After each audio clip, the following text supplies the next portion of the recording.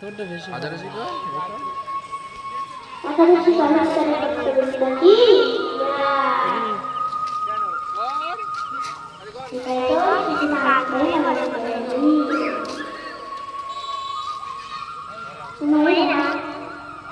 আপনারা কি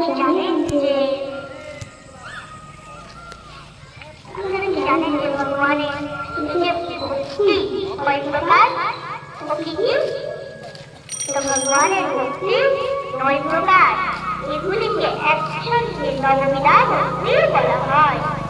এই নববিধা ভক্তি কি কি?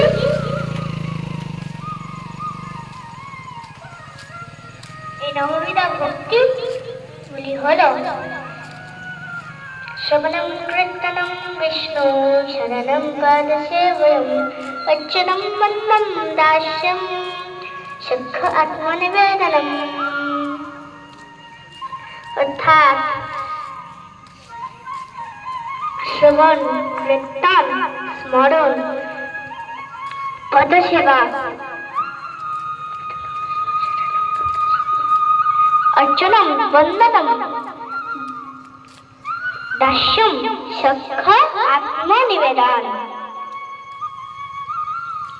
এই 9টি হলো ভগবানের ভক্তি বা এই 9টি প্রণালী। এর মধ্যে আপনারা কি জানেন যে কোনটা সবচেয়ে শ্রেষ্ঠ, কোনটা সবচেয়ে সহজ? সেটা হলো শ্রবণ।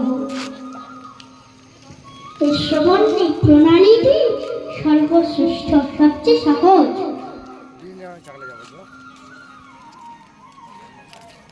তো আপনারা কি জানেন যে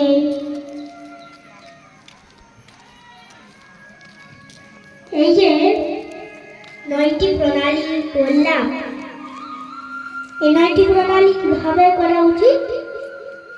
শ্রবণ শ্রবণ আমাদের এমন ভাবে করা উচিত যে আমাদের যেন সেটি হৃদয়